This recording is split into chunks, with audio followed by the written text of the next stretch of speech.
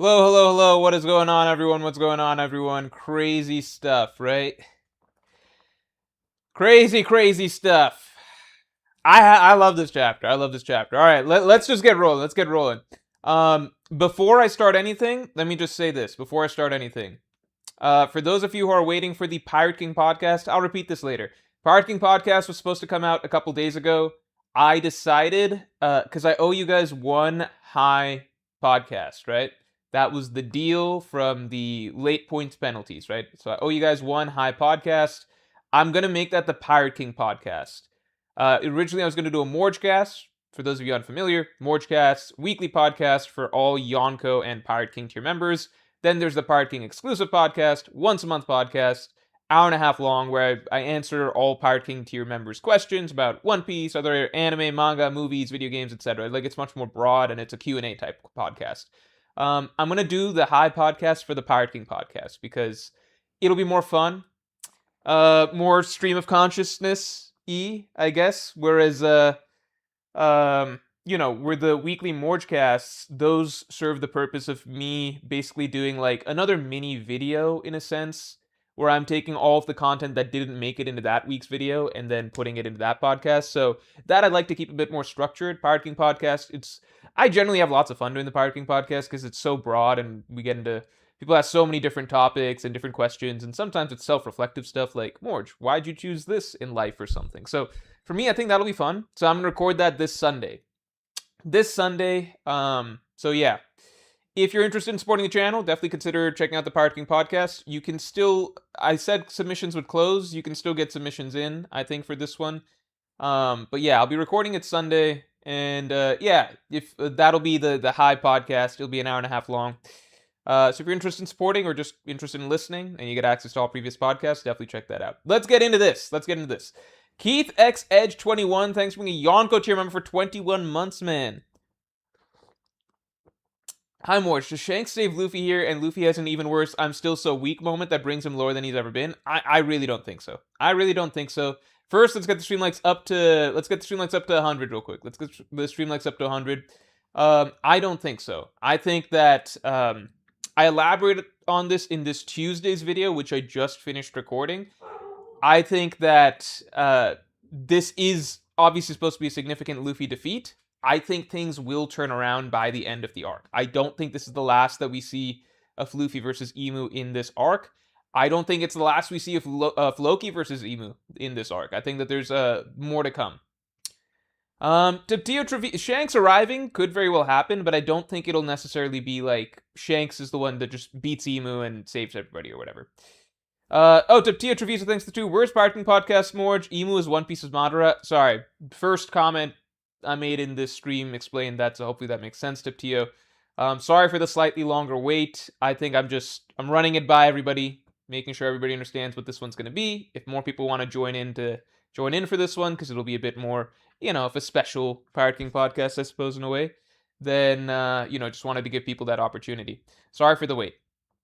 Emu's One Piece's Madara? Yeah, it kind of feels like that right now. I think this was a great series of wins for Emu. This was really cool.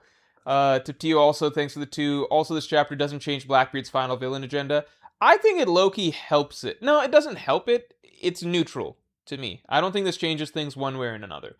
I think if people before this felt like Emu is looking too bad because of the Luffy punch to be the final villain, then yeah, this kind of cancels that out. But I still think that Elbaf is essentially, to me, this reinforces that Elbaf is going to be the arc where Emu gets to have all the spotlight as the main guy. And I think in the final war, he will be usurped by Blackbeard. Hawkeye better, thanks a lot. Do you think Zoro and Sanji's Conquer Saki themes are based on a samurai and a knight, like Oda's earlier prototypes of Ryuma and Romeo? Yeah, I've seen people say that. I've seen people talk about how Zoro kind of represents a samurai, Sanji represents a classic medieval chivalrous knight. I would agree with that. And Zoro's themes are like samurai, bushido, honor themes, stuff like that. Yeah, very different. Tio Treviso, thanks to 2. Imagine if Emu is the world's 3rd strongest swordsman. So at this point, I view this as official Mihawk upscale. Because my view with Mihawk is always that if it's a sword fight, Mihawk should win. Okay? So that's not to say Mihawk beats Emu in general, obviously, but Emu clearly at this point is a swordsman, right? There's no debate. I don't think you can debate that, right? He's a swordsman, right? Um, I mean, he does more than just being a swordsman, but he is also a swordsman, right? He's got more swords than anybody in the fucking story, right? So I view it as Mihawk upscale in the sense that I believe that Mihawk in a sword duel, meaning exclusively allowed to use swords, Mihawk should beat anyone, right? So I think it's pretty cool. This is not confirmed, but this is just like what it seems like to me. I think that if Emu and Mihawk fought and Emu is not allowed to use uh non-sword non-sword attacks, then I think Mihawk should still win, right? Just based on the whole point of the character. So I think that this is like one of the strongest Mihawk upscales in a while. Obviously Emu beats Mihawk overall. Obviously Emu beats Mihawk overall. His main weapon ain't a sword.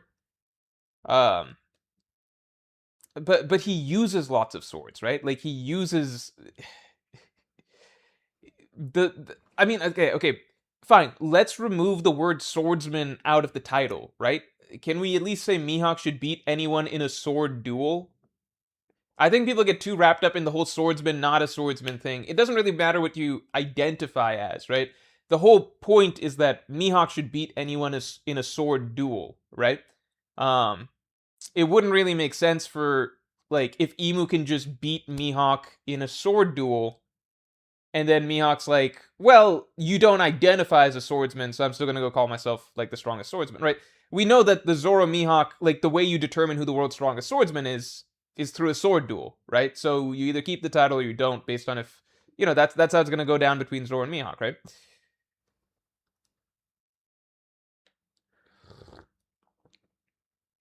All sword attacks that have to do with this fruit? I mean, then let's remove the fruit from the equation, right? I'm saying it's upscale in the sense that if you remove the fruit from the equation and, it's just fighting sword to sword with Mihawk, right? Mihawk should win, otherwise it doesn't really make any sense, right? Tio Treviso, thanks to 2. Imagine if Emu's... Oh, no, we covered this. Eric, thanks for 2. I don't buy it, lol. I know Oda's game. What's Oda's game? What don't you buy? I don't get it. I don't buy it, lol. I know Oda's game. NBeaks73, thanks for the 2. Jinbe blocked an Emu attack in this chapter. I've seen people saying that. I mean, my interpretation is just that the omens, it seems like the omens just blow up when they make contact with something, right? So yeah, Jinbe blocked the attack, but it's not it's kind of like when they make impact with something, they blow up, right? So I think Emu's got a really good ability to help deal with those because his ability creates reverberations through the air that would cause the omens to blow up before they actually make contact, Like, I think if Jinbe had to stop an omen straight up with his fist, it would still hurt.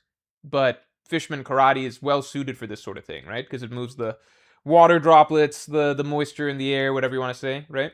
It's kind of the same as like when Luffy did his Gatling to stop the omens, he just punched them, caused them to blow up. Fatingo, thanks for being a Yonko tier member for 37 months. Oda keeps surprising us with how out there he can get with Gear 5. I read the Majin bit and thought, oh shit, I didn't even think he could do something like that. That was funny. Did I just hear your Slack or my Slack? It's my Slack. Kind of want to check. It's probably fine.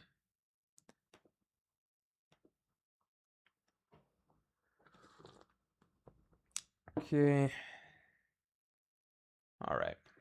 All good. Yeah, I wonder what other transformations Luffy can do. Because I think that's the first time he's changed. I might be wrong. I think it's the first time he's straight up transformed. He's obviously grown bigger and changed size and shape, but this feels a little bit one step further. VTEX 3567, thanks for joining the Pirate King tier. I hope you enjoyed. I hope you I hope you enjoyed this podcast that's coming soon. It'll be out on Monday. I'll record it on this Sunday. Yeah, I hope you enjoyed. It'll be a fun first Pirate King podcast. Dr. Farewell, welcome to the Yonko. Thank you for joining again. I know you've been a member in the past. Good to see you. Pina Park sent Unk alert for 440 joules. What does that mean? How am I an Unk? What does that mean? Come on now. Justin, thanks for the 5. Nervous and excited at once. This could add to Emu final villain stocks. I don't think Luffy's done yet either. Oda did this to shut the Emu slander up. I mean, like, I don't think Emu had... Emu had, like, maybe one... No, Emu was sort of getting a bit of... Okay. So, quickly tracking, right? Emu slander... I think everyone loved Emu's arrival. Emu's arrival in Elbaf, awesome, right? Crazy impactful, everyone freaking out, crazy hockey everywhere, trees coming to life, immediately, like, doing stuff like cutting off Gird's fingers, one-shotting Zoro, one-shotting Sanji, like, great arrival. Then Emu versus Loki, I think people were... Part of the problem is, like, were still, like, uncertain how strong Loki is. So Emu versus Loki was, like, a cool, like, really high-level, big-scale battle or whatever. But you saw people saying that, oh, Emu should beat Loki faster than this or something like that. It's like, we don't really know, because we don't really know how strong Loki's supposed to be 100% just yet. We know he should be above Harold, but there's debates about Harold as well and stuff. So, so I wouldn't say there was slander for Emu going on, but it was kind of just like, I saw a lot of people being like, okay, Emu must be going easy on Loki, or is Loki just that strong, yada yada. So there was a period of time where it was like, after the Zoro and Sanji stuff, which was like, holy shit, that's crazy. I think the Loki fight was like, cool, but what do we make of this exactly? And then Luffy comes in and just socks Emu with a punch, and then I was like many other people, I was like, well, this is kind of crazy, because base Luffy so far has done jack shit since he was boxing with Kaido. Since then, base Luffy's kind of been a joke, for whatever reason. And then on top of that, Luffy just coming in and socking Emu like that. It's like, okay, you couldn't even do that to Kizaru or Warcury or whatever in base. So it was like, then there was a solid week where we got Luffy coming in doing the punch. Then we got the last chapter, which was like, okay, what happens next? We don't know. Like, it sets up the fight between Luffy and Emu. So it was a period of like a few weeks where I think there was high Emu slander, because it just felt like, oh, Luffy's closer to Emu than we previously thought, you know? It felt like Luffy's closer to Emu than we previously thought, and now it feels like, never mind. Alejandro Ramirez, thanks a lot. I feel like we need to weaken Emu by beating the God's Knights, like when Harold died. Zoro and Sanji will have to step up this time. My fear is that it won't be enough, and we'll have to sacrifice Gunko as well now that we care. I don't know if Oda would kill Shuri like that. That'd be brutal, after all she's already been through. Let's get the stream likes up to 50 real quick. I think weakening Emu by harming the God, or by taking out the God's Knights could very well be a thing. But the tricky thing with that is that I wonder if that only happens if the God's Knights die. You know, like that's what happened to Harold. And I don't know if Oda's going to have Zoro and Sanji killing Sommers and killing him. So I don't know about that. I have my own belief as to how this stuff plays out. Again, it'll come out in this Tuesday's video. Sid P, thanks for 5. Moore's Legacy finally puts Oda to overdrive. The raid failed. It's finally happening. Haha, we're in your redemption arc. Oh, that's 4 years late. No, I believe that Elbaf's going to end well for the Straw Hats, man. Pool of Dead 3088, thanks for being a Pirate King tier member for 30 months. This is just the low point of the arc, the way I view it. Has Luffy fighting, I mean, Elbaf has had, generally we're in the heavy climax section, but most things look like they're about to turn around in general beyond this. Pool of Dead 3088, thanks for being a Pirate King tier member for 30 months. I hope you look forward to this Sunday's, well, the podcast will come out Monday, but this upcoming Pirate King podcast, if you missed the news, I am going to be doing this one. The reason I delayed this Pirate King podcast slightly, I'm going to be doing this one high because that was a promise that was part of the Morge late penalties, and I figured that this would be a good one to do it. Yeah, so watch out for that. I'm extending it a little bit to give people the opportunity to join in on this one because you didn't know this was for the late penalties previously, but it'll come out soon. Has Luffy fighting Emu now affected your thoughts on Luffy versus Kainu? Will he go after Emu? Even if Emu doesn't go down now, I can't see a Kainu being stronger than he is. I mean, I don't think Luffy's... I don't think a Kainu is stronger than Emu. But the long and short of it is I think that there will be a general... I think that Luffy is not gonna... You guys gotta wait for this Tuesday's video. That's all I gotta say. I think two things are true. I think, one, Luffy will be stronger by the end of Elbaf. Not stronger than Emu, just stronger than he is currently. Luffy's gonna be stronger. Two, I think that there will be a second round of Luffy versus Emu. But three, I also don't think it's gonna be alone. So I think that however everything versus Emu goes doesn't play into Akainu. I do think Akainu has to be a lot strong, like way stronger than he was at Marineford. Way stronger. So he needs Conqueror's Haki or the dark option, Dami Reversi. JR sent soccer trophy for 500 jewels. That's cool. Oh, I'm actually going to watch my first World Cup game this whole World Cup tomorrow. So that'll be fun. Tom, thanks for the 2. Clearly a Maki man. Oh, man. I also have some theories on as to how Maki works. I've been thinking about it for some time. This chapter seems to reinforce it. But I might wait for the break week video to do that. Also, let's get the streamlights up to 100 real quick. Honkshu, me. Thanks for the 2. Could Emu take the Strahds to Marishua? If Elbaf is meant to turn really dark, which I don't think it is, then I feel like Emu taking Luffy to Marishua would be really cool and really crazy and set up a really interesting storyline. I don't think that's the way things are going. Taptia, thanks for the 2. I said third because Shanks could be stronger than Emu.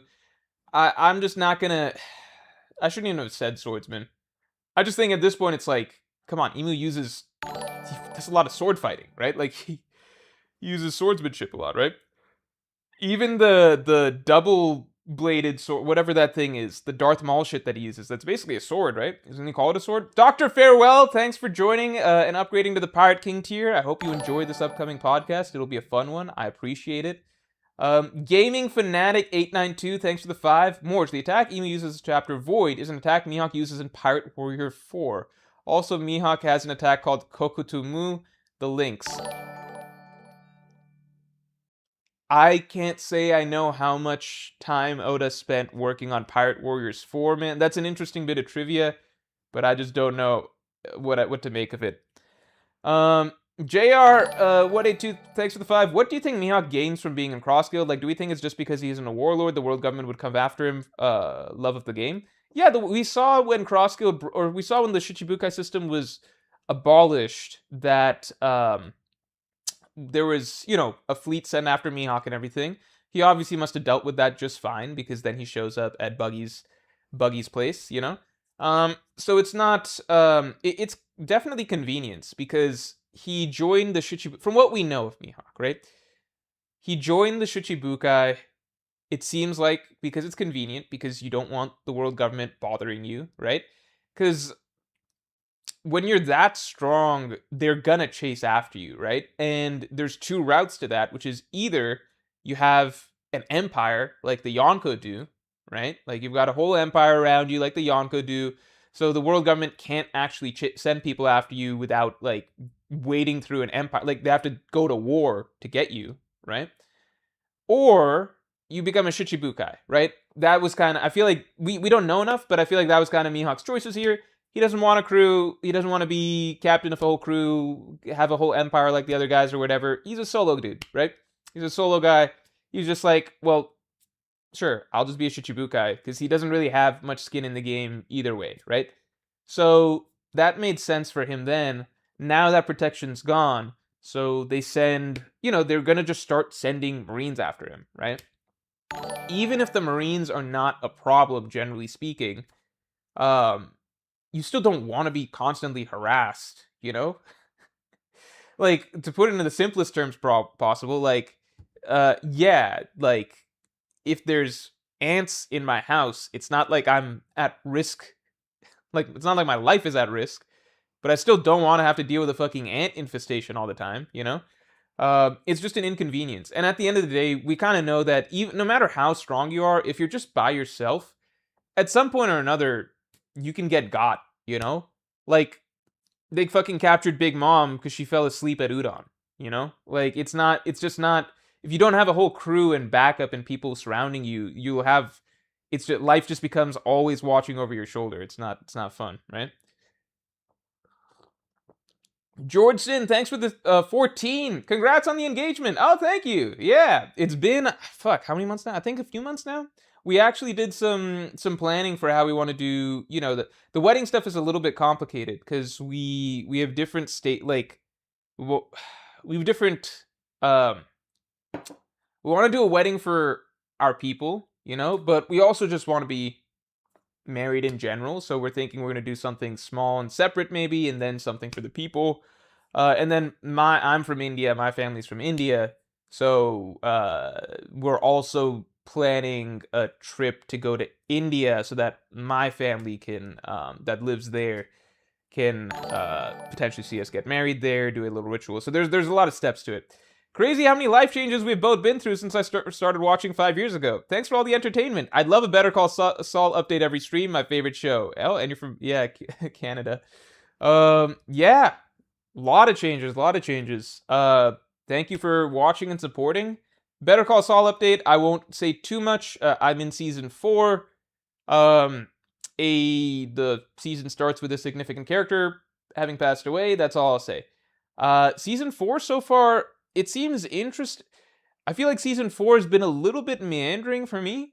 But that happens sometimes, obviously, with Better Call Saul. I don't want to get too deep into it. There's different points where I'm more interested in Saul's stuff. There's two protagonists, essentially. There's Saul and there's Mike. I guess you could say protagonist, deuteragonist.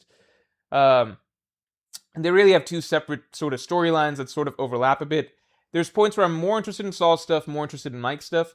I would say lately, I know we're heading towards some big character stuff for Saul, but the last couple of episodes I feel like have not delved into that enough, obviously deliberately, but yeah, Saul's storyline isn't the most interesting to me at the moment. Mike's storyline is, and yeah, but those things have traded over time. Loved season 3. I'm still really loving Better Call Saul. I think I'll be done with it pretty soon, honestly. I've turboed through it pretty fast. I still really, really like the show. I'm just giving an update based on, I guess, like the last episode that I watched. Deptier Treviso, thanks for the 2. Loki lasted 3 times as long against Emu than Luffy.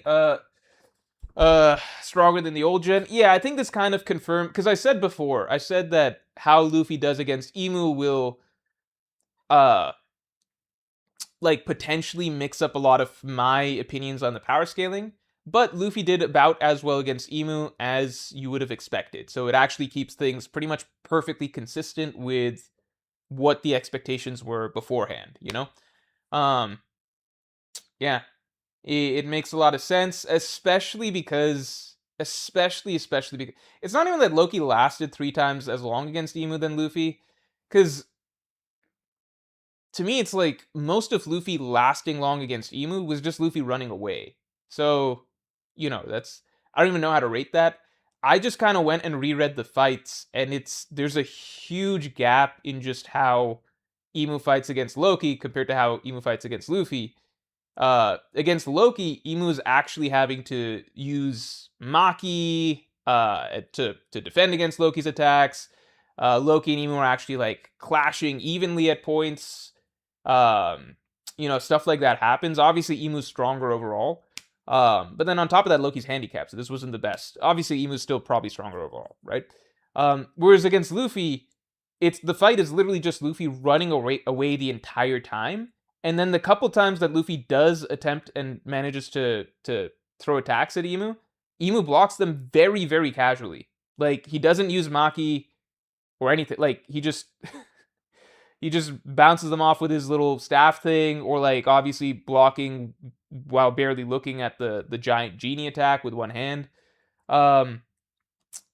If we go by time, right, like the chapter length time, that's almost more favorable to Luffy compared to what actually happened, which is like against Loki, Emu's actually having to pull out lots of named moves and everything like that, and there's actually, clashes and abilities that Emu's having to pull out. Against Luffy, reading the fight, you could very well make the argument that Emu could have just beaten Luffy without even using Omen like he could have just beaten Luffy with his stabbing him and barehanded, pretty much, because it seems like there's just a big gap there.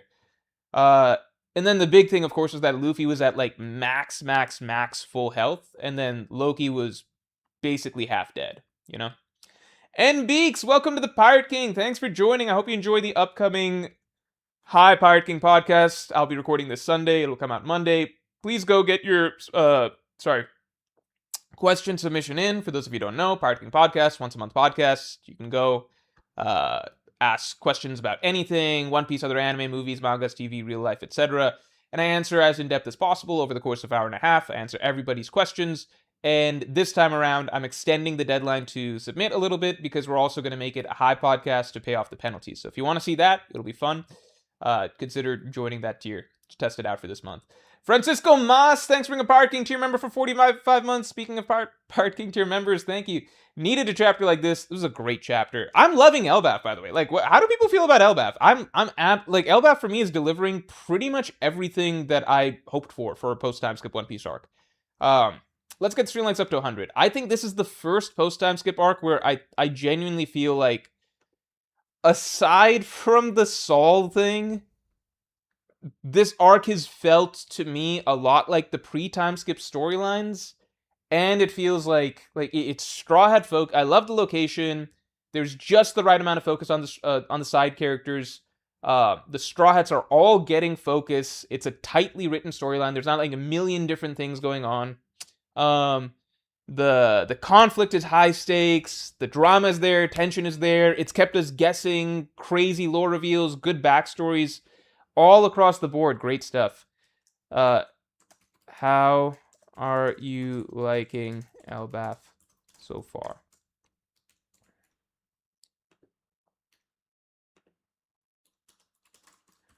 For me, I would rate Elbaf right now as, for me, like a 9 out of 10 arc so far.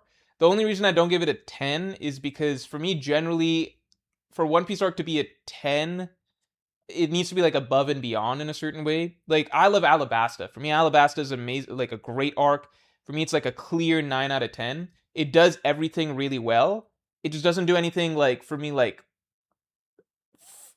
would say Water 7, Enies Lobby, and then Marineford, and probably Saboti are the only arcs that I'm confidently like, oh, 10 out of 10.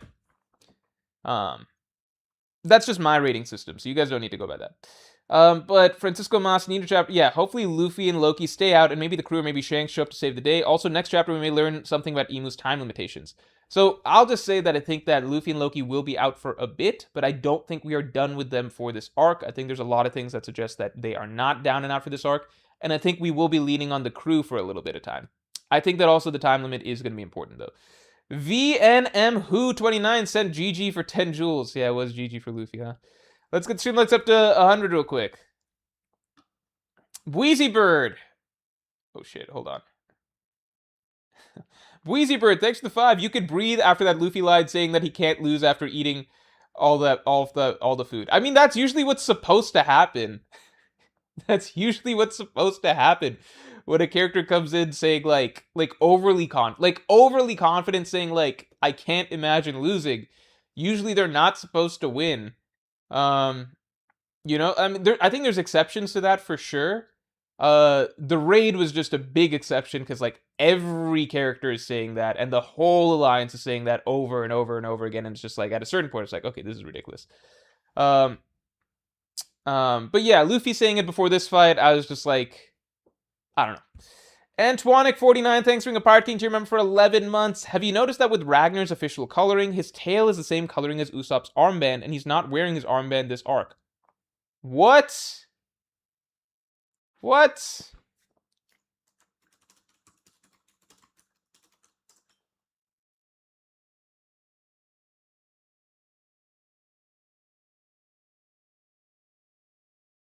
I'm not gonna lie, I don't know what armband you're talking about.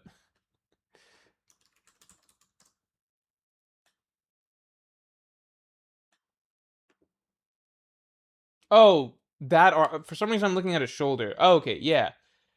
Okay, this is gonna sound crazy, but I legitimately fucking forgot Usopp's got God, this feels like, I feel like I'm being gaslit right now. Has Usopp always had this? Oh my god. I feel like I'm fucking crazy. If you asked me to describe Usopp, I don't think I would have ever described the blue and white stripes. I don't think I ever. I think maybe my mind has always just glossed over that. I feel like I'm in a simulation right now because I'm looking at all these Usopp images on Google and they all have him wearing this armband. And I'm like, what? Okay, that's crazy. Where do we get Ragnar's official coloring? Yeah, it does look like he's... Yeah, it is white and blue. Yeah, that's interesting. That's a very interesting point. I mean, I'm on board of Usopp getting Ragnar for a little bit. Loki's not using him for a bit. Did I finish The Sopranos? Yeah, love The Sopranos. Love The Sopranos. I feel like I'm being gaslit.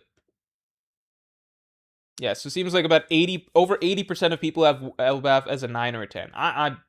This is just a great arc. Great arc. Again, it all depends on how things play out in the climax, because I think I had Egghead at a 10. Like, after Kuma's flashback and the Gorosei's arrival, I had Egghead at a 10. And now I don't quite have it as at a 10. Probably like a 9 or something like that.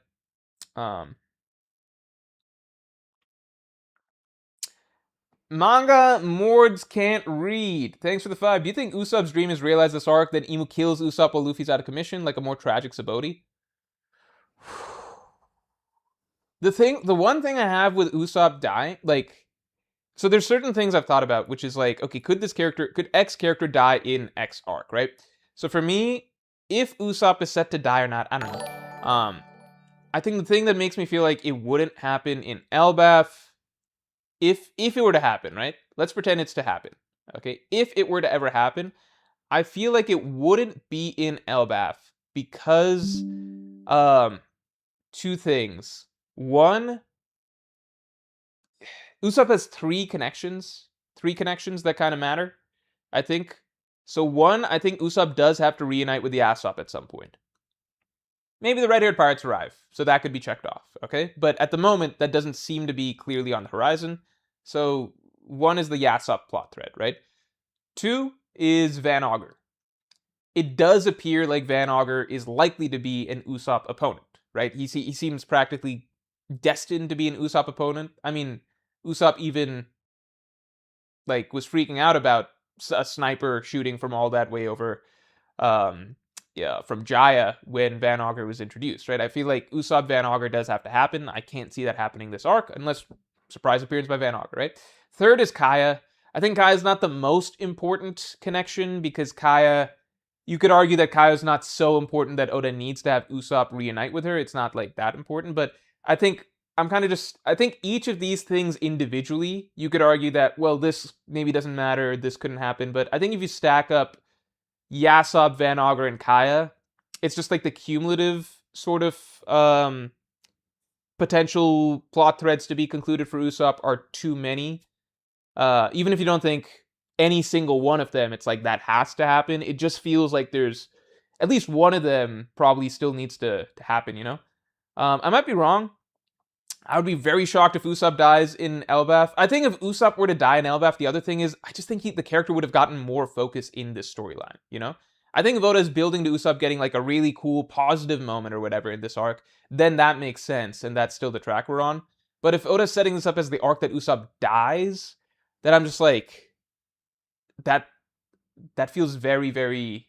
The character should have gotten some more spotlight before just dying, you know?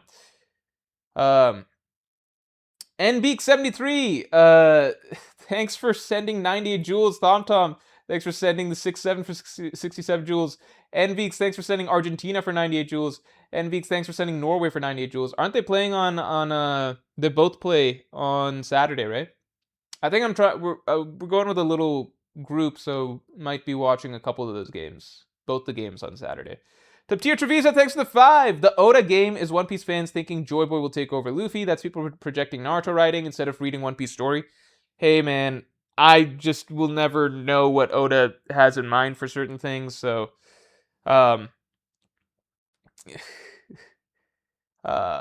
get stream likes up to 100 real quick. if Oda's gonna have Luffy just like, let's put it this way: when Luffy died in Wano against Kaido, I don't think anybody fucking thought that that's gonna lead to Luffy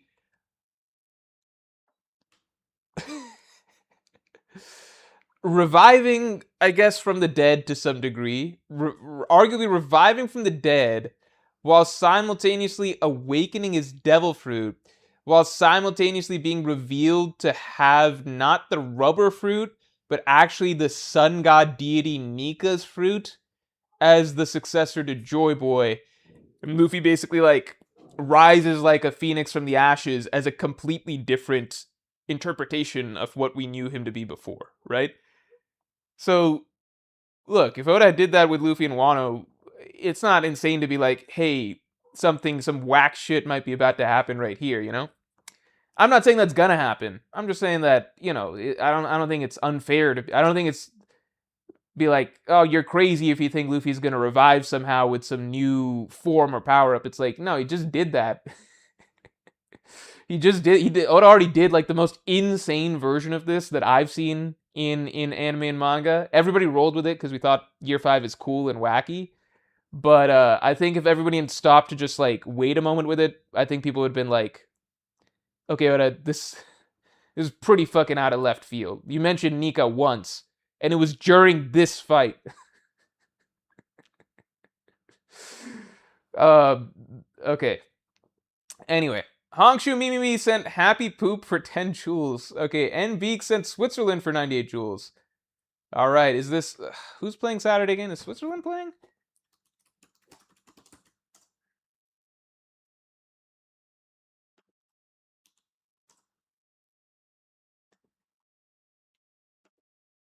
The hell? Why is it not showing me this? This is annoying.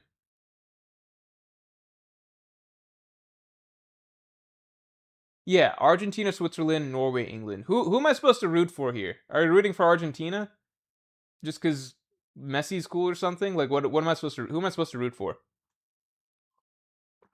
That was one of the reasons I didn't really get into the World Cup watching, aside from being really busy during this period of my life.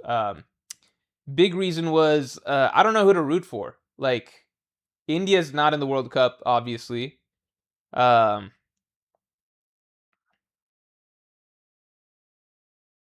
Don't really want to root for the U.S. personally. So I don't know.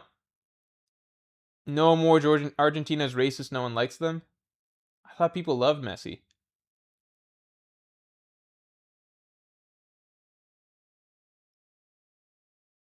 I've also heard about this guy Holland. Does he play for Norway? Yeah, Norwegian.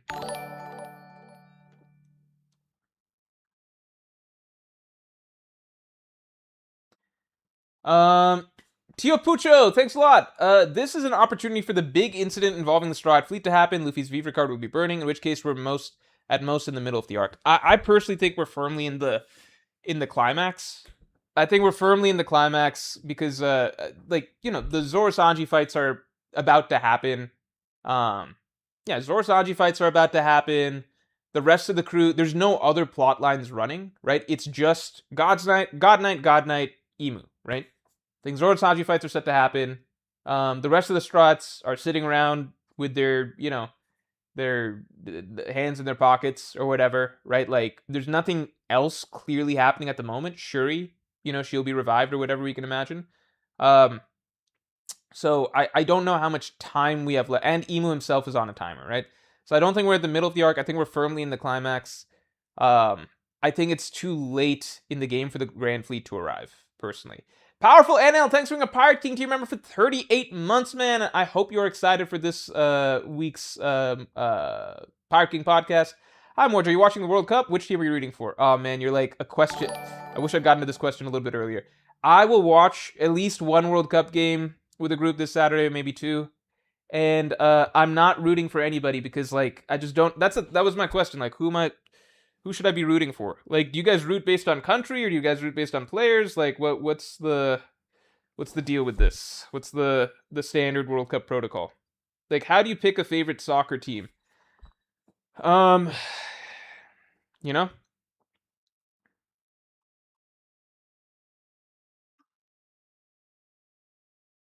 FIFA's the worst organization. Mindless use 8879 with a funny comment. FIFA is the worst organization ever, except for the Taliban and ISIS, and they love Argentina and Messi. Should tell you what Argentina and Messi stand for. Okay. Well, then they can't be racist, right? Because like, there's a lot of brown people that are fans of them. Just kidding. Just kidding. Um, Mr. Jer 3079, thanks for the 11. Hey, I have a theory. What if after Elbaf ends, Luffy gets another training arc, and the one who's gonna train him is Biblo? If Biblo was friends with Joy Boy, he may know how to teach Luffy positive Maki. I mean, I would call you crazy, but at this point, Luffy got trained by fucking Hyogoro.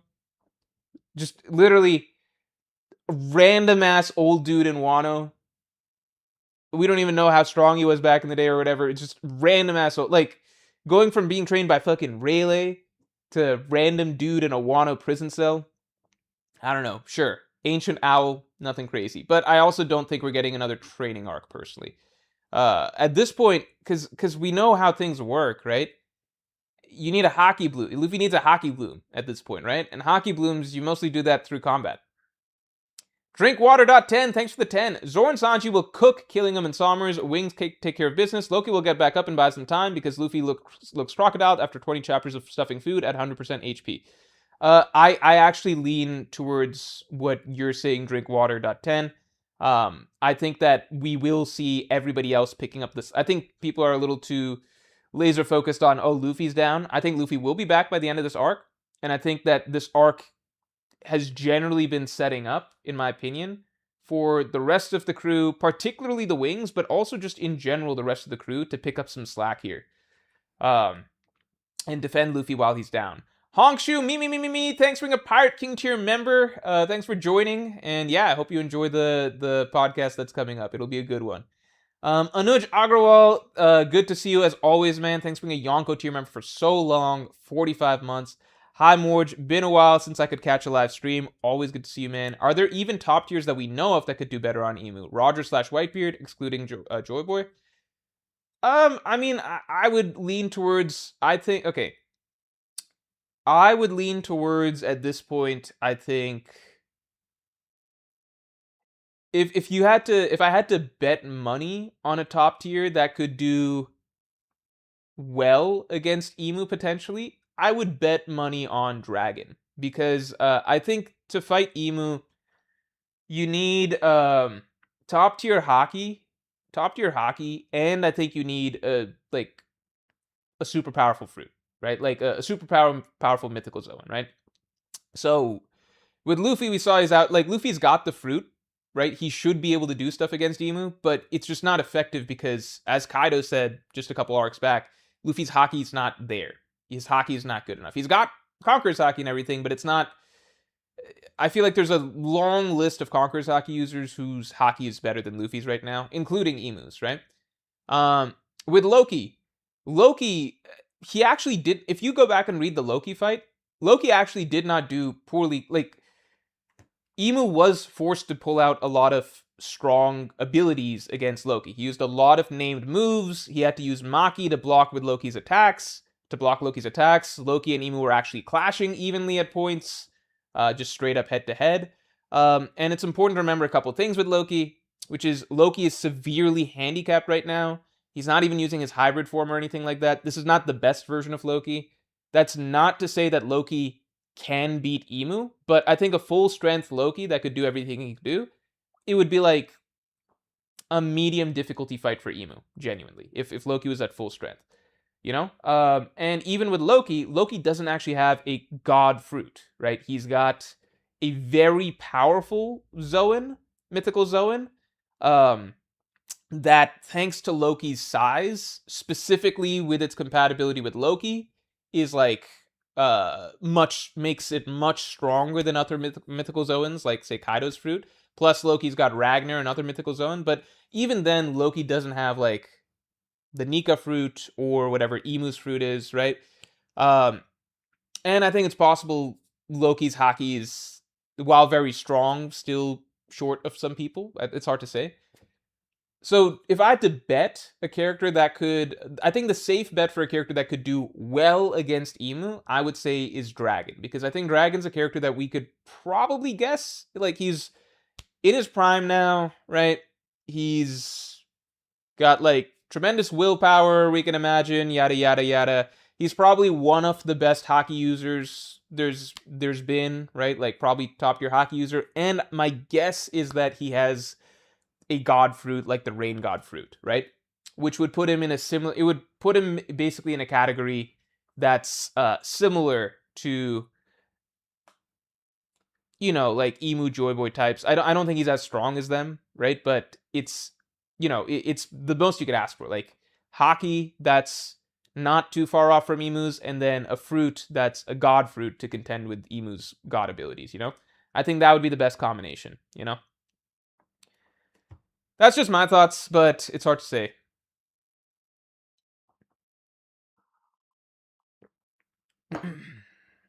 N Beaks, thanks for the 5. Luffy is not over Roger slash old gen quite yet. While this Emu is strong offensively, cloaked Emu cannot be hurt by Luffy slash Loki. Luffy's punch is not as strong as all of God Valley 6.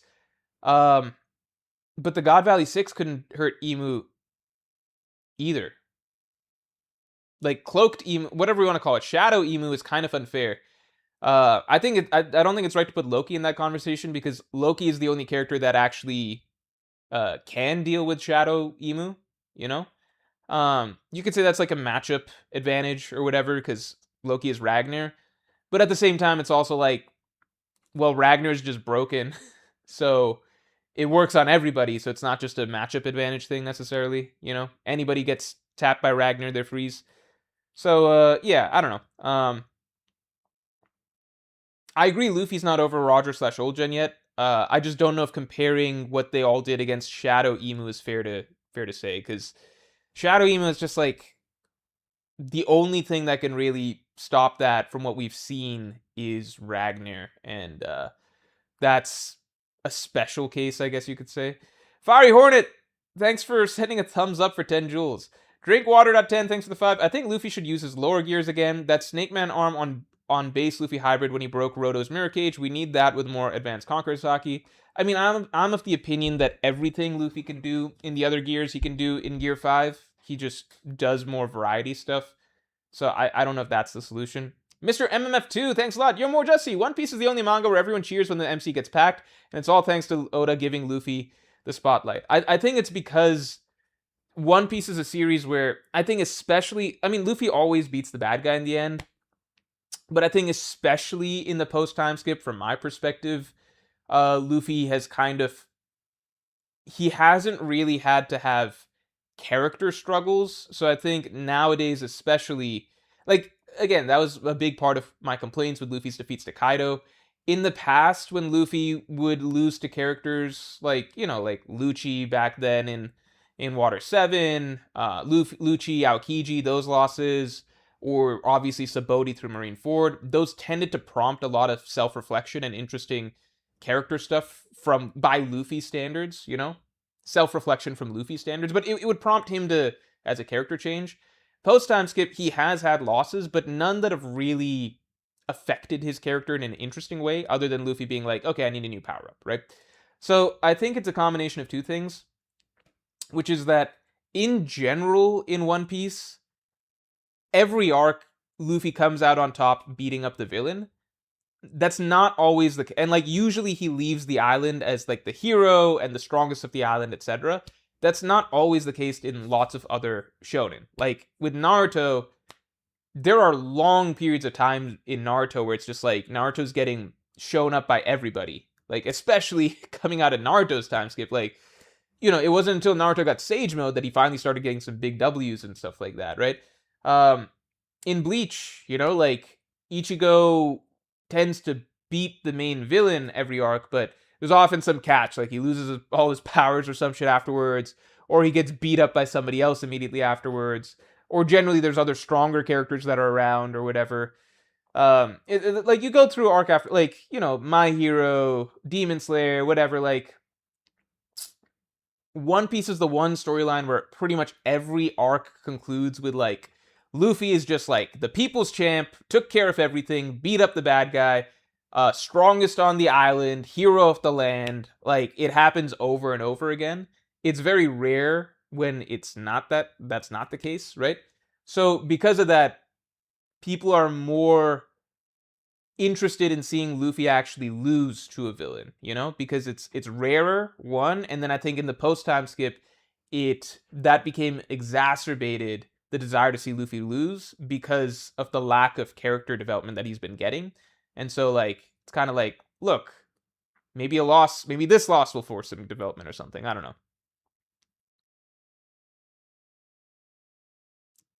Ichigo always loses. That's the thing. Like with other MCs, I remember especially with Ichigo, like it got to a point. I remember in the Arrancar saga where it was just like, what the fuck are we watching all this training for? Like it's 95% of Ichigo's screen time for a long stretch of the Arrancar saga was him training and him losing, and him training and him losing, and training and losing, training and losing. And it was just like, what the fuck am I watching this dude fucking train for? Like what are we what am I watching this dude train for? To fucking figure out how to use this hollow mask? Oh, I could only use it for 11 seconds, so I fucking lost. Okay, now I've mastered the hollow mask. Time to march into Hueco Mundo. Oh, fuck. Ukiura fucking low diffs me right away. Like, what the fuck is going on? And then I get past it, like, he gets passed around from, like, Ukiura finally gets, like, a bare, like, skin of your teeth win against Grimjow after, like, God knows how many chapters of training and, like, multiple losses. Barely scrapes that against Grimjow. Only to then get his ass beat by fucking Neutra, get his girl stolen by Stark. And then he goes and gets fucked up by Ukiura again. And then he gets a magic power-up that he didn't even train for. He just pops up out of nowhere and defeats Ukiura. I'm like, why the fuck did I watch Ichigo train all this time? If all that had to happen is like, Ukiura shoots him through the stomach and then he just awakens a power-up. What the Hollow Mask, the entire time training the Hollow Mask netted him like 1 win. And then he loses. Then after that, he goes to Karakura Town, and he's back to lose. No, he doesn't even get to This is actually so fucking insane. I think I've vented about this on stream before, but Ichigo's win-loss ratio in this saga is crazy. So he gets an unearned win against Ukiura, because he just wakes up some magic power. He wakes up the Inner Hollow. That takes care of Ukiura. Then Ichigo goes back to being a bum. He, immediately after the Ukiura win, Kubo's like, I can't believe I let Ichigo win. Let me hand him not 1, not 2, but 3 fast-paced, back-to-back losses in the span of like 20 chapters. Go lose to Yami. Fucking Yami. Go lose to Jin. Go lose to Aizen. Go lose to... It was Yami, then Aizen, and then when Ichigo's dad tells him to tap out against Aizen, you can't do against Aizen, he's like, you handle Jin, that's more your speed. Ichigo then loses to Jin. It's just like, what the fuck is going on? And then he gets a win against Aizen, and then he loses all of his powers. And I'm just like, why am I reading about this dude? Why am I reading about this dude? Anyway.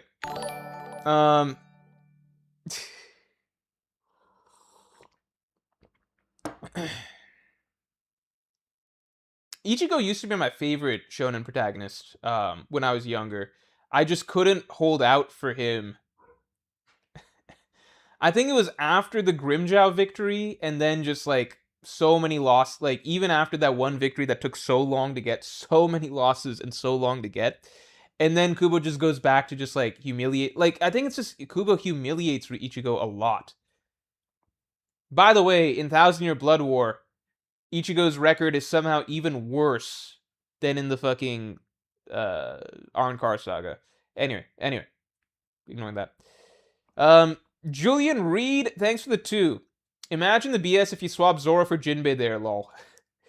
I mean, again, my take, maybe this is anti-Jinbe bias, but I'm being so sincere. This is just how I view the situation. I think, one, it's cool that Jinbe blocked that, but the way I read it when it happened was just that, from what I can tell, the omens blow up when they make contact. That's my understanding of how they work. You know, we saw that when Luffy punched them, they blew up. So if the omens blow up when they make contact, to me it's just like it's not so much Jinbe is blocking them, but it's not even necessarily it's not like, oh, that means that Jinbe can stop Emu's powers. It's just the what do you call? His attacks create shockwaves in the air, so naturally that would cause the omens to blow up. Does that make sense? I don't view it as a big deal. This might sound stupid, but sincerely, from my point of view, I think Usopp shooting pellets, for example, like just shooting explosives or something at those omens would also cause them to blow up. Does that make sense? So I view it as like, okay, it's cool that Jinbe did that, but I don't view it as a feat in some sense. Like, I don't think he's... I guess it is a feat, but am I being like, I don't know if I'm being like extremely anti-Jinbe bias here or something, but like sincerely, when I was reading the chapter, that's just what it looks like to me. Like, the omens just blow up based on whatever they hit. So you could swap out anything, like, you know, Frankie could do a coup d'event and they would all blow up. That's my understanding.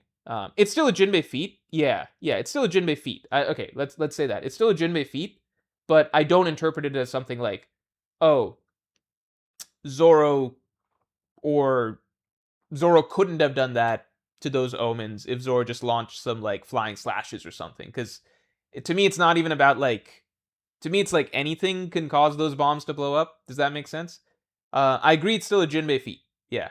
I also agree that people would be flipping the... I think it's smart that Oda isn't having a character like Zoro do that, because Zoro fans would interpret that in a certain way that's like, Zoro can counter Emu's attacks or block or deflect Emu's attacks or something like that. You know? More downplaying Jinbe? I don't know if that's down... Like...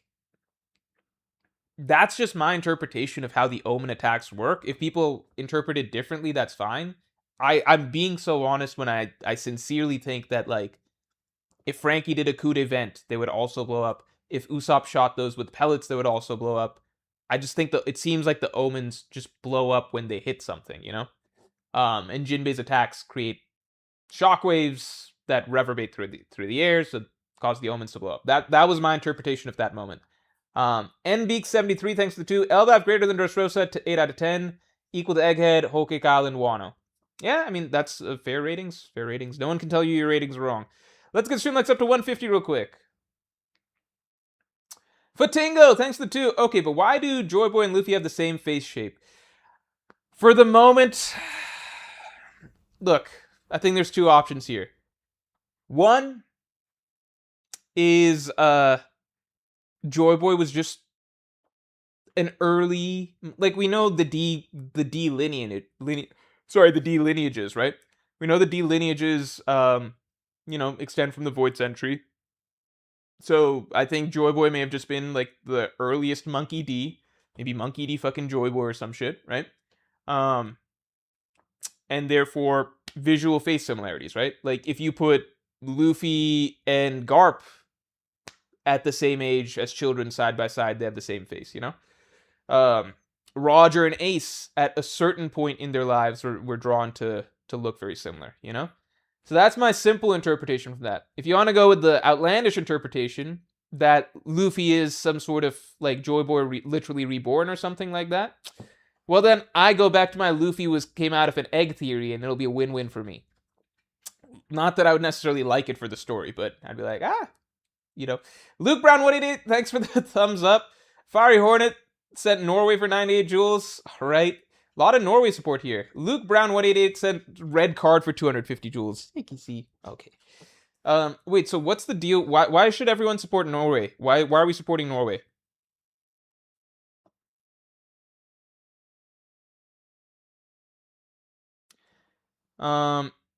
Luffy.md77, thanks for being a Yonko tier member for 42 months. I love this chapter because exactly 1010 chapters ago, Luffy was defeated by Crocodile in the exact same way.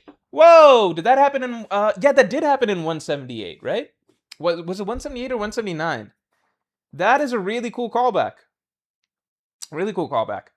Ziv Zivix loves, thanks for the 5. I think Emu will kidnap Luffy and take him to Marijua because Emu can't kill him because the world government need his devil fruit. Yeah, I think that Emu's not going to kill Luffy right away because the devil fruit is important. Like, it's the world government have been wanting to get the Nika fruit in their hands for some time. So I think that's a good point. I don't think... I think it'd be really cool if Luffy gets kidnapped here, but I just don't know if that's the direction Oda's going to go. Alex Tahor, thanks a lot. If we get Usopp Ragnar versus Emu plus good Straws drama plus fights, then the arc is a comfortable 9, but I don't know, something is still missing that I felt in the S tier pre-time skip arcs. I still feel like the S tier pre-time skip arcs to me had like just they were able to stir up a lot of emotion in me because we would really go through the Straw Hats journey in detail. Like, I feel like the Straw Hats have gotten more spotlight and screen time in this arc, but in terms of how their character journeys have been in this arc, I think those haven't been as explored. Like, for me, a simple reason that I always go back to Alabasta as like a classic Straw Hat arc is just because we spent problems are developing for the kingdom, but we spend the whole story really cozy with the Straw Hats. Like, their journey from arriving there, getting to know Vivi better and everything, and then from their arrival, their journey through the desert. We're just getting lots of character moments and interactions and sort of a slow build of their emotions towards the whole conflict, you know? Hold on.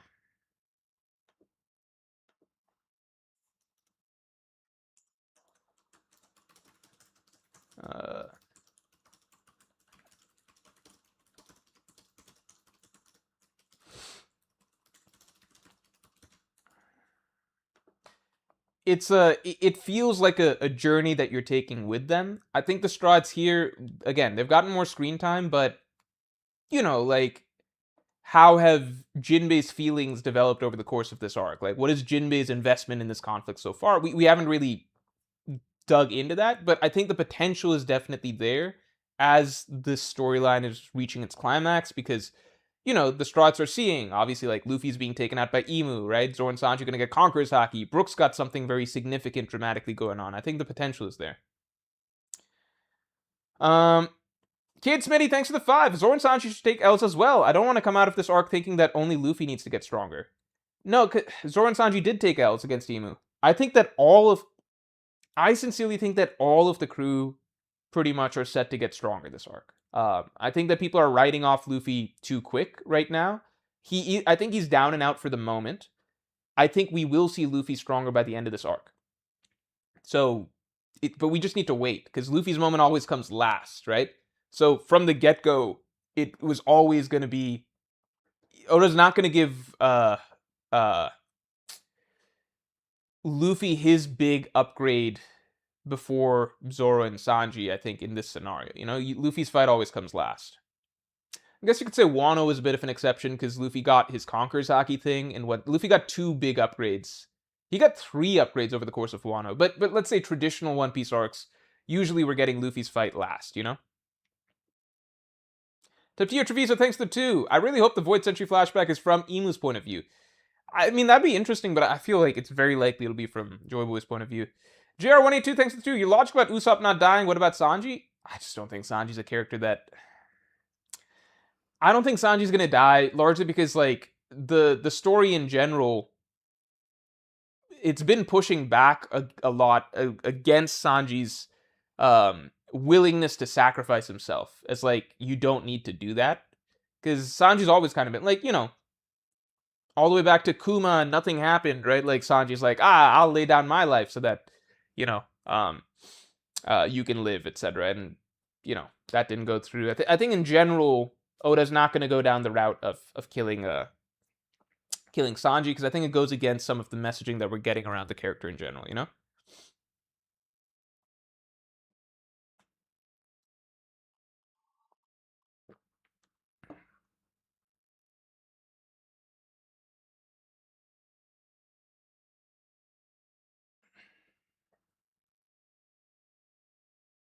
Julian Reed 6030, thanks to 5. Final villain convo is over. To be a proper threat, Blackbeard needs to be stronger than Emu, and he's barely Yonko 2. I don't think Blackbeard's barely Yonko 2. This is the strongest. This is the end goal. I mean, I think everybody's always been on board with the fact that Emu's a lot stronger than Blackbeard is right now, but it's about the final arc, right? To me, from my perspective, this actually further supports. I think you're also severely underestimating Blackbeard if you think he's Yonko too. I know I underrate Blackbeard by a lot of people's opinions, but I don't think he's um, below Admiral level or anything like that. I think Blackbeard's definitely at least as strong as, like, he's definitely in the Admiral realm, or up. Um, yeah, I think to me, a lot of this actually supports Blackbeard being the final villain because I've been saying this for a while, but I'm really starting to feel more and more that this arc is set to be the arc that we have Luffy and the Straw Hats against Emu, with Emu as the main center of attention. And then I think in the final war, Luffy and the Straw Hats' main opponents are going to be Blackbeard and the Blackbeard Pirates. I think other characters are going to defeat Emu. Anuj Agrawal, thanks for the 5. Watch the matches and cheer for the team's vibes you enjoy most in the finals. Mbappe, and I don't know if I'm saying that wrong, sorry. I know he's a very popular player. I just don't know how to. I've seen the name a million times. I've seen the player a million times. I just don't know how to say the name. Mbappe and Yamal are politically based, anti-far right / pro-Palestine. They're French. France. Uh, Mitchum, 28, thanks for the 5. Maybe Usopp's big moment will be helping get rid of Emu. Luffy and Loki distract him and Usopp lands a hit on Emu, freezing him. Yeah, that could be really cool. It's cool how effective Ragnar is written to be because it opens up a lot of plot potential. Magnus9450, thanks for the 5. Am I being trolled? What the fuck is Maki? Why does everyone talk about it like it's something that's actually been stated in the series? I think it's not stated in the series, but from what I understand of the Japanese, it is written in a manner that makes it sound like it's a counterpart to Haki that, Emu is our first introduction to. Maybe I'm completely wrong, but I don't know.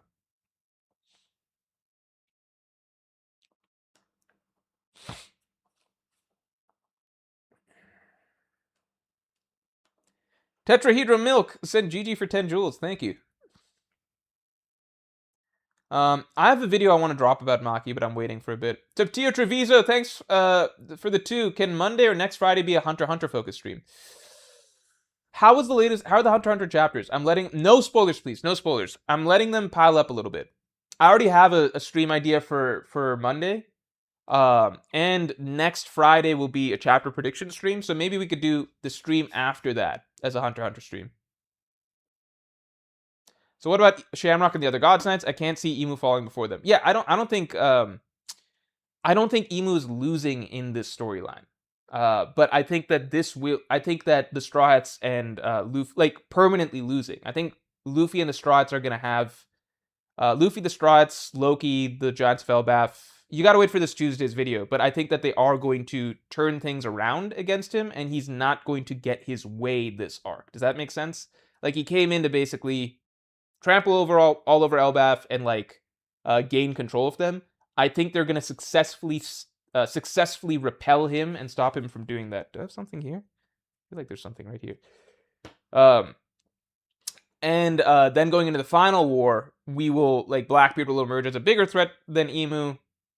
That'll be the Luffy and the Straw Hats' main focus there. I think that other characters, like a dragon, will be more likely to be the ones that are taking out Emu in the final war. Hunter x Hunter had an amazing chapter. Okay, no spoilers, please. No spoilers.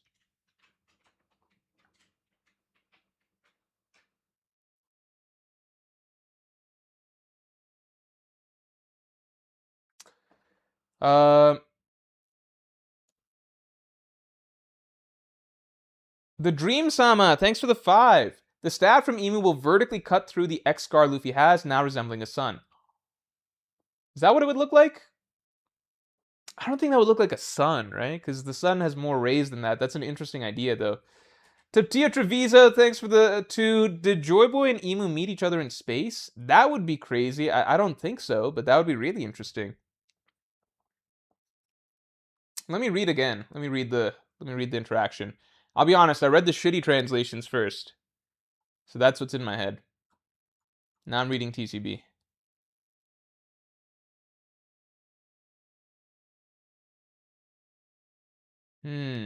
That's a very interesting theory. It's a really cool theory. Meeting each other in space. Henchme987, thanks for the 5. If Sanji can use Conqueror's Haki, then he has a technicality for fighting women. Sanji using advanced Conqueror's Haki to beat up women. I'm not touching you. I'm not touching you. I think you could also argue. I don't know if Sanji would view it that way, but I wonder how Sanji would feel about just normal Conqueror's Haki. You know how it knocks everybody out. I wonder how he would feel if he knocked out a woman with normal Conqueror's Haki. Would he be upset? Would it be okay as long as he caught them? Is this a way for him to deal with women in the future, potentially? Like just big Conqueror's Haki blast, knock him out? Haven4814, thanks for the 5. If Zoro and Sanji win, Emu could be going back weak into the Holy Land, time limit for potentially the Blackbeard crew to come in and finish the job. That's a really interesting idea, but I still feel like Emu's not going to go out till well into the Final War. I personally think the Final War scenario will be similar to Wano, because Wano's the arc that most closely mirrors what we kind of expect, right? A big sort of group rebellion, various factions banding together to go defeat, the villains, right? And in that storyline, we had 2 villains, which was Kaido and Big Mom. I don't think Blackbeard and Emu are ever going to team up like Kaido and Big Mom, but it's just to show an example of like a storyline that we just had, where there are 2 clear big bad villains that need to be defeated, and ultimately Kaido's defeated by Luffy, but the next most important Big Mom is defeated by side characters. So again, obviously Oda's not going to parallel everything, but I'm just using that as an example of how I imagine the Final War will be, which will be like 2 big, 2 big bads that need to be taken down, And I don't think that Luffy gets both in the final. A big part of this is I don't think Luffy gets both Emu and Blackbeard in the Final War. I think this is supposed to be the storyline where we see Luffy versus Emu. I think people are overreacting to this loss because this is just it happens a lot, in One Piece. Like, this is kind of standard at this point, right? Luffy loses to the villain. He's not going to beat any really strong villain. He's not going to beat just the first time around. I don't think Luffy beats Emu either, like by the end of this arc or anything. I think it'll be a lot. I think Loki will be involved with however this whole conflict plays out. But I think Luffy will have a better showing against Emu before this arc ends. And I think Luffy will get stronger before this arc ends. Because what Luffy really needs at this point is a Haki Bloom, right? That's the biggest thing. Like, Gear 5, he seems to be using it pretty well. He pulls out new tricks out of his bag and everything. I don't feel like he's missing some key aspect of Gear 5 that would allow him to beat Emu. Because with Gear 5, it's like, we're at a point where it's clear that, okay, bigger punch is not the answer to beating Emu, right? Like, you can do all sorts of gimmicks, but I think Luffy needs the Haki behind it, right? I think Oda's been alluding to this for some time, because obviously he spelled it out for us at the end of Wano with Kaido explaining that, look, your fruit is really strong now, but your Haki is not there yet. That was literally what Kaido was explaining to Luffy before their fight ends, right? And then in Egghead, the very next arc, we see what Joy Boy's Haki was like, right? So it is kind of showing us the framework of he's showing us the standard of Haki that Luffy needs to reach, right? And then in this fight against Emu, Luffy's being told that you're not as strong as Joy Boy was. The big piece we know that Luffy doesn't have is the Haki. So, I think Luffy's just one big Haki Bloom away from actually being a problem for Emu. And that's really not crazy to say, because the same was true for Kaido, right? Luffy was Kaido's bitch in Act 1, like zero problem.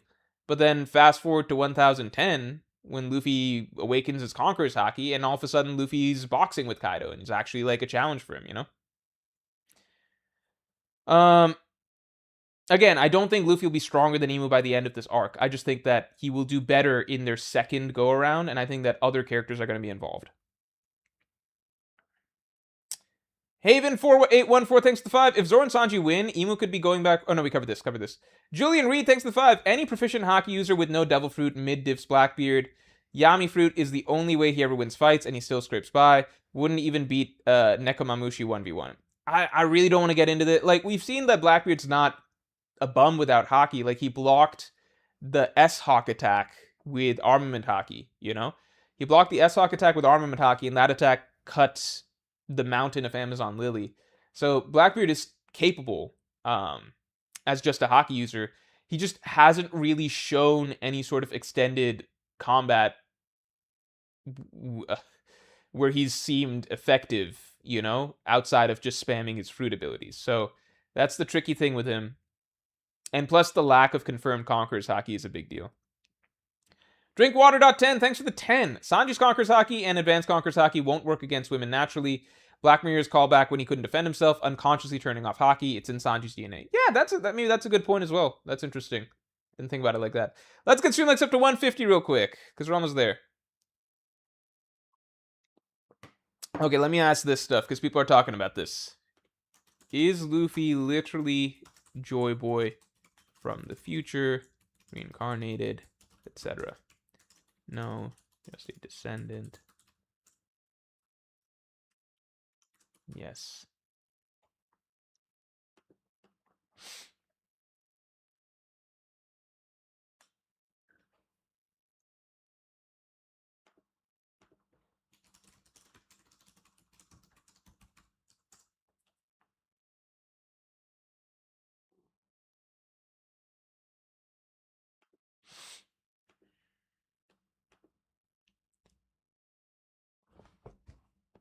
Rudhow, thanks for the 2. This put Emu in a different tier from Whitebeard / Roger. I mean, I personally definitely think yes. Maybe some people disagree. I think the only way that you have Whitebeard and Roger above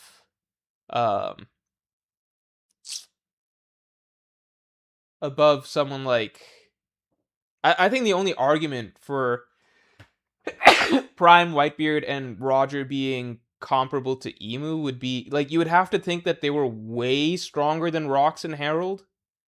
You know what I mean? Because from our understanding, right, Rox and Herald, to me, it always seemed like we at least we can assume that Emu is stronger than, let's say, Dami Reversi Rox, right? Dami Reversi Rox can split the sky by himself. You know? He can split the sky by himself. So he's stronger than any clear displays that, like, Roger, Whitebeard, Garp, and stuff have had, you know?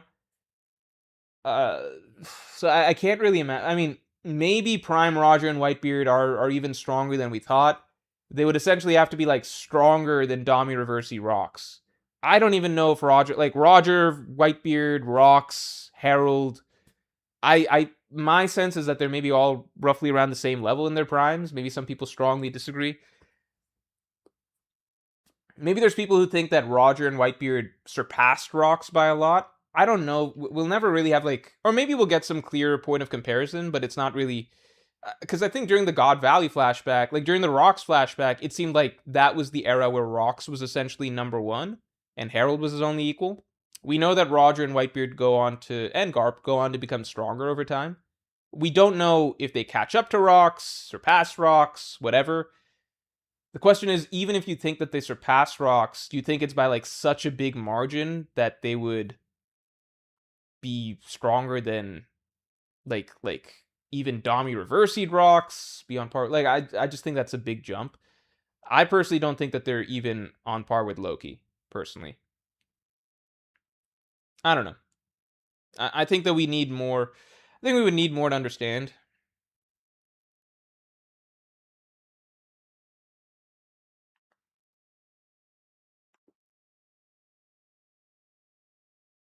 All right. Most people are leaning away from the reincarnation idea. And I agree.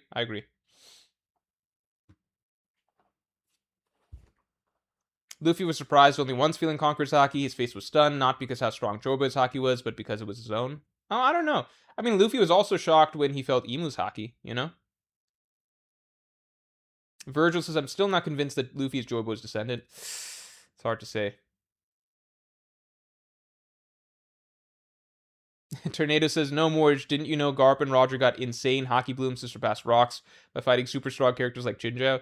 Okay, so the counter, the devil's advocate argument I would make is that we know that Roger and Garp at the very least kept fighting each other. We see that in Strong World, they still have fights with each other and stuff like that. So it's not like there's not avenues to continue getting stronger. I used to make the argument that the biggest hockey bloom either of them should ever have would be against Emu.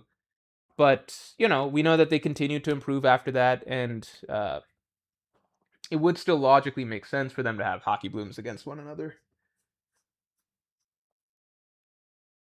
I think if Oda ever wanted to give us an idea of how strong Prime Roger, Prime Whitebeard were, the simplest thing he could do would be like have Bonnie de-age Garp, because Garp is essentially equal to those characters, right?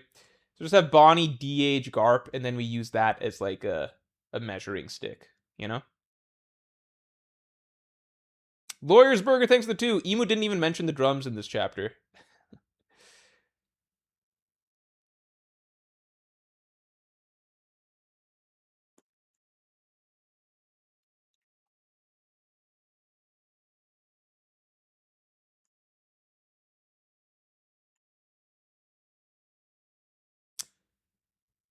Roger's slightly stronger than Whitebeard because he got a head start fighting Garp. Whitebeard's got the fruit. That's the thing. So Whitebeard, unlike them, is not purely hockey reliant. So the fruit, like my view is Roger's probably got the best Conqueror's hockey. Garp, I guess, neck and neck with him. And then Whitebeard also tippy top tier Conqueror's hockey, but maybe not quite as much as Rogers, you know, if we really want to get technical. But then the fruit helps balance it out. So, I mean, that's just my thoughts. I have a feeling that Oda just loves all those characters, so I don't think he's going to give us, like, hard, like, X stronger than Y or whatever at any point. Drinkwater.10, thanks to 5. Similar to how Roger with the hat looks like Luffy with eyes shaded out when he met Rayleigh, Jorbo's design will be different than Luffy clone, I pray. Yeah, I hope so too. We also saw the outline, the silhouette with Emith, with Joyboy talking to Emith, and it did seem remarkably Luffy-like. I don't know. Lorisburger, thanks for the 2. Emu, yeah, we covered that. We covered the drums, my bad. Michael Bricks, 716, thanks for the 5. Just got on the stream. Does this fight mean that Loki currently is stronger than Luffy? Loki put in more work than Luffy? I mean, I think everything before the fight that we knew about Loki suggested that he should be stronger than Luffy based on the whole Loki versus God's Knight Herald scenario, right? And just Loki's abilities and his kit are like ridiculous. Like, Loki can blow up islands, right? He literally is an ancient weapon. Everything on paper suggested Loki should be stronger than Luffy right now, right? Based on how the fight went, yeah, Loki, it's, my view is basically like, even if you feel, I think it's clear in the fight, if you just go back and reread Loki versus Emu and compare to Luffy versus Emu, right? To me, it's very clear that Emu was having to use a lot more of his abilities to actually deal with Loki, whereas against Luffy, Emu essentially could basically beat Luffy with just his bare hands and his staff if he based on what we saw. Like, none of Luffy's attacks were any problem for Emu to just deflect or block or anything, you know? Whereas against Loki, we see Emu having to use Maki for pretty much to deal with all of Loki's attacks. And Loki and Emu are even clashing and everything like that, evenly for moments. It's just, it feels very different. Like, I don't even want to get into, like, the chapter length or whatever. If you just look side by side of the two fights, one fight is basically Luffy just running away a bunch.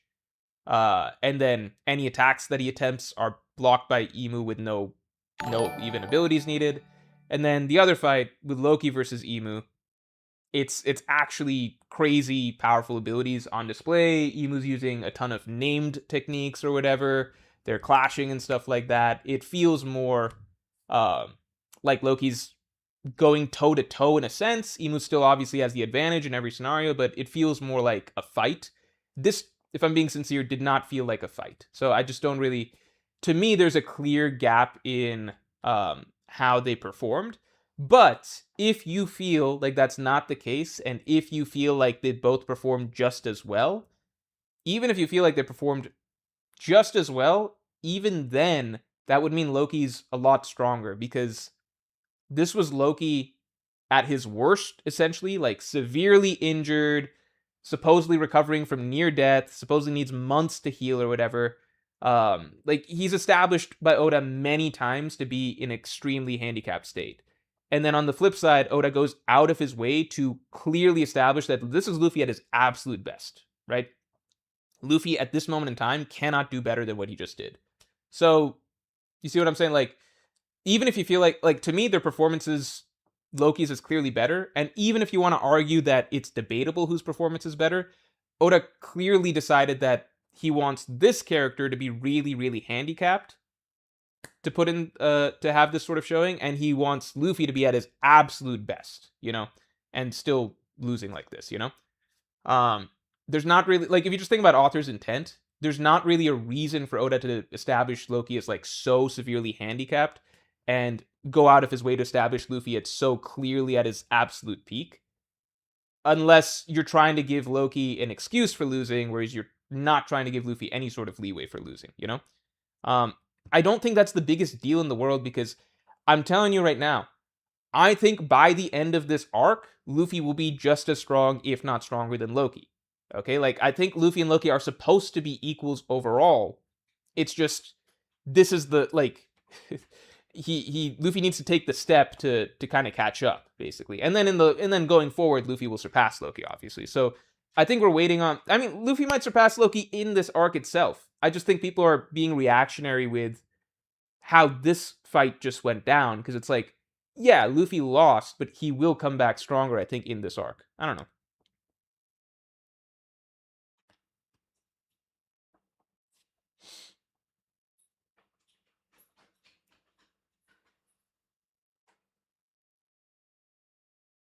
On top of all that, Woki's fighting with shit-smeared underwear. LMAO says, enter Anami. Yeah. Yeah.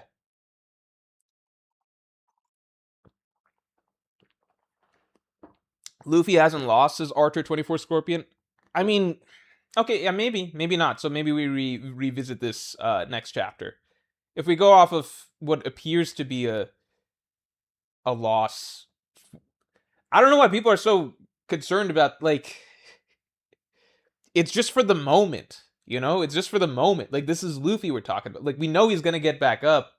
We know he's probably gonna get stronger pretty soon. Like, it's just for the moment. Yeah.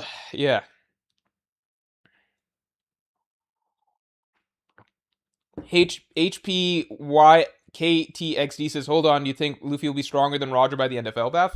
All I can say is that Luffy's one Haki Bloom away from surpassing the old generation. He's one Haki Bloom away. If you, like, it's really not ridiculous to think of when in Wano, Luffy went from, like, clashing with Ulti in base and actually losing the Haki Clash to, like, 10 minutes later, after one Haki Bloom, being able to split the sky with Kaido, right? Like, Haki is everything at the end of the day, Do a poll if Luffy lost right now or not. I mean, to me, it's just a silly poll, because it's like, it's not even an interesting speculate. I guess we could ask, yeah. I don't know.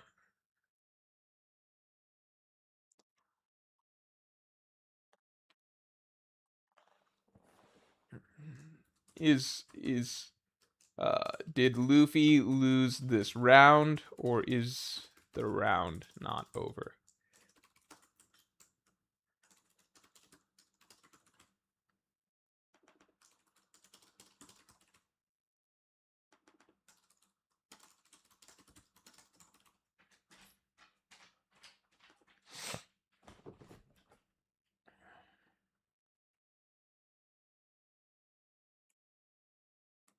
One Haki Bloom, one Stamina boost, 100 IQ points from surpassing old gen. I mean, IQ points, Luffy's a smart fighter, right? He's always been established to be a smart fighter. And then stamina, you could argue that if Luffy gets a huge Haki boost, he wouldn't need to go gear 5th till it's time to finish off the fight. Kind of like with, it used to be with gear 4th and stuff.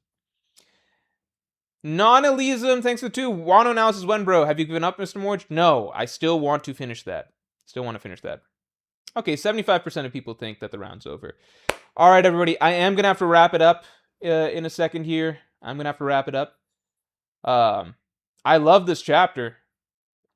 Absolutely love this chapter. I'm really excited for the direction. I've been holding off on my thoughts on the full...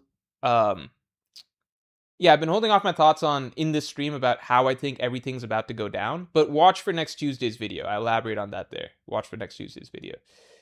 Yeah, everybody, thanks for tuning in. I'm very excited for the rest of Elbaf. And yeah, with that, I will talk to you all later.